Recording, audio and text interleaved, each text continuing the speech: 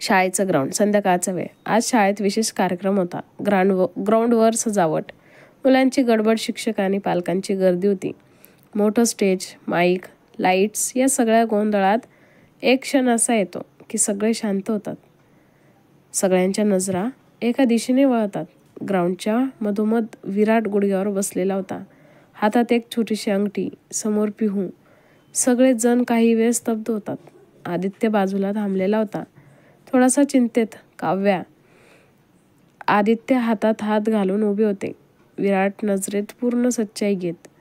पिहू, मला माहिती आहे की परिस्थिती अजीब आहे, पण मला आज तुझ्यासमोर माझं मन मोकळं करायचं आहे. मी तुझ्यावर मनापासून प्रेम करतो. तुझं सगळं भूतकाळ, दुःख, तुझी ताकद, तुझं निरागस हसू, सगळं मला स्वीकारायचं आहे. तुझ्याबरोबर एक नवीन आयुष्य सुरू करायचं आहे. त्याने अंगठी पुढे केली. सगळेजण श्वास रोखून पाहत होते. काही मुले टाळ्या वाजवायला लागतात, पण पिहू पूर्ण गोंधळलेली होती, थोडी हबकलेली. पिहू हळू आवाजात, पण ठाम. विराट, उठ. हे योग्य वेळ नाही. ही जागा, ही परिस्थिती नाही. ही गर्दी, लोक, हे असं होणं नाही पाहिजे. ती डोळे पुसते. तिला एक क्षणासाठी काही सुचत नाही. विराट अजूनही खाली होता. मग हळूच तो उठतो. विराट गंभीर आवाजात, माझं प्रेम खोटं नाही पिहू. मी तुझ्यावर प्रेम करतो. तुझं उत्तर तुझ्या वेगळ्या प्रेमाने दे. मी वाट पाहीन. विराट शांतपणे मागे होतो. सगळं वातावरण जड झालेलं असतं. पिहू काहीही न बोलता काव्याच्या जवळ जाते. ती काव्याला हळूच हात पकडते. काव्या हळू आवाजात, आई, काय झालं? पिहू हसण्याचा प्रयत्न करत, काही नाही बाळा, आपण घरी जाऊया. ती न बोलता नजरेने आदित्यला काहीतरी सांगते. आदित्य फक्त डोळ्यांनीच मान हलवतो. पिहू आणि काव्या तिथून निघून जातात. विराट त्याच्या पाठोपाठ पाहत राहतो. एकटाच उभा असतो. रात्री कल्पनाच्या घरी. पिहूचा अंतर्गत संघर्ष. शांत रात्र. खिडकीतून चंद्रप्रकाश येतो. घरात शांतता. पिहू एकटी विचारात बसलेली. समोर डायरी उघडलेली. चेहऱ्यावर गोंधळ आणि भावनिक थकवा. पिहू डायरीत लिहिते, त्याने आज सगळ्यांसमोर लग्नाची मागणी केली, पण मी काहीच बोलू शकले नाही. मनात खूप भावना होत्या, पण शब्द नव्हते. ती खिडकीजवळ पाहते. डोळे पाणावलेले असतात. पिहू हळू आवाजात, कधी वाटतं मी इतकी जखमी का झाले? का पुन्हा कोणावर विश्वास ठेवायला भीती वाटते? तेवढ्यात कल्पना आत येते. तिच्या हातात दुधाचा कप होता. कल्पना गंभीर आवाजात, हे घे दूध आणि थोडं मन मोकळं कर. चेहरा बघ ना, तू खूप थकलेली दिसतेस. पिहू हलकं हसते, थकलंय मन, शरीर नाही. कल्पना बसत तिच्या शेजारी, तो वाईट नाहीये पिहू.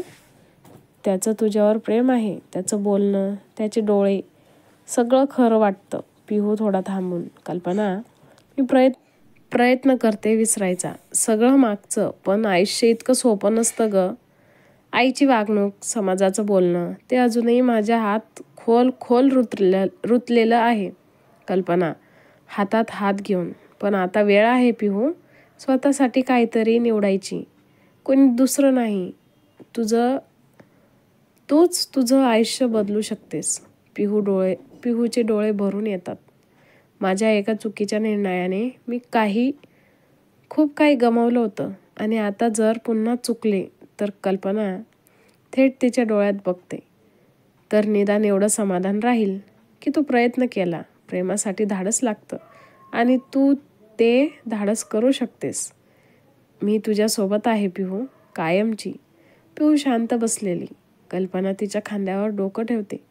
दोघी बहिणी एकत्र शांत बसतात. खिडकीतून चंद्रप्रकाश त्या दोघींवर पडत होता. प्रेम काही वेळा दुसऱ्याच्या नजरेत नसतं, ते आपल्याचंच असतं. फक्त त्याला स्वीकारायचं धाडस लागतं. दुसरीकडे विक्रमचा प्लॅन, जो हळूहळू पिहूच्या आणि विराटच्या आयुष्यावर गडद सावली टाकत होता. टेबलावर वाईनचा ग्लास, लॅपटॉप स्क्रीनवर पिहू आणि विराटचे एकत्र फोटो झूम करून ठेवलेले होते. विक्रम खुर्चीत मागे रेलून बसला होता. त्याच्या चेहऱ्यावर एक कटाक्ष हसू. बाजूला त्याचा माणूस राहुल उभा होता. विक्रम थंड आवाजात, तिला पाहिलंस राहुल, किती भोळी आहे. प्रेमात पडलीये, पण तिला माहीत नाही की प्रेम तिला बुडवणारच आहे. राहुल, पण साहेब तिला सस्पेंड करतायत म्हणे. विक्रम, ते तर फक्त सुरुवात आहे. लोकांच्या नजरेत ती बदनाम झाली पाहिजे.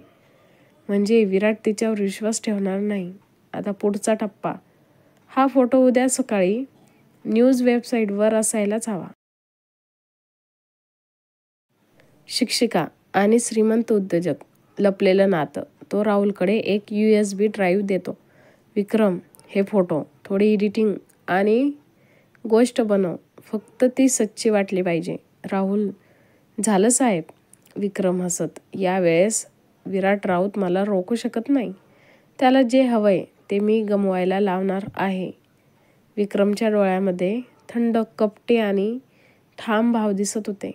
कधी कधी दुसऱ्याच्या सुखाचा रस्ता कुणाला तरी द्वेषाच्या आगीतून जात असतं. सकाळी विराटचं घर, किचन आणि लिव्हिंग रूम. घरात सकाळचं वातावरण. काव्या टेबलावर बसून दूध पीत होती. पिहू त्याच्यासोबत हसत गप्पा मारत होती. विराट बाजूला उभा दोघींकडे शांतपणे पाहत होता. काव्या गोड हसत, पिहू मॅडम, आज मला स्कूलमध्ये माझं ड्रॉइंग दाखवायचं आहे.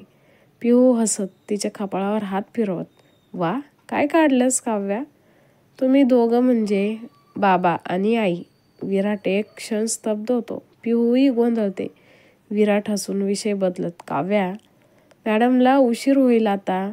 चला पटकन तयारी करूया. काव्या, हो, पण मॅडम तुम्ही परत येशाल ना माझ्यासोबत? पिहू, हो ग बाळा, तू म्हणशील तिथे यायचं तयार आहे मी. काव्या हसत धावत जाते तयारी करायला. विराट आणि पिहू दोघं एकटे राहतात. काही क्षण शांतता असते. पिहू त्याच्याकडे पाहते. पिहू हळू आवाजात, काव्याला माझी इतकी सवय लागली का? विराट, गंभीर पण सौम्य सवय नाही पिहू. तिच्या आयुष्यात तू एक सच्चा विश्वास निर्माण केलाय. पिहू, पण लोक काय म्हणतील? एकटी बाई तुझ्या मुलीला इतकी जवळ. विराट थोडा गंभीर होत, लोक काय म्हणतील यावर मी चालत नाही. मी बघतोय माझ्या मुलीचं आयुष्य आणि त्या आयुष्यात तू तिच्यासाठी काय बनली आहेस. एक क्षण दोघं एकमेकांकडे शांतपणे पाहतात. नकळत हात स्पर्श होतात. क्षणभर दोघे स्तब्ध असतात. अचानक मोबाईलवर एक नोटिफिकेशन. Breaking news. प्रसिद्ध उद्योजक विराट. विराट फोन उचलतो आणि थरथरत्या हातांनी बातमी वाचतो. पिहू, काय झालं विराट? संतप्त आवाजात. कोणीतरी आपले फोटो न्यूजमध्ये टाकलेत. विराटच्या डोळ्यांत संताप, पिहूच्या चेहऱ्यावर भीती होती. आजचा भाग आवडला असेल तर लाईक, शेअर आणि सबस्क्राईब करायला विसरू नका. धन्यवाद.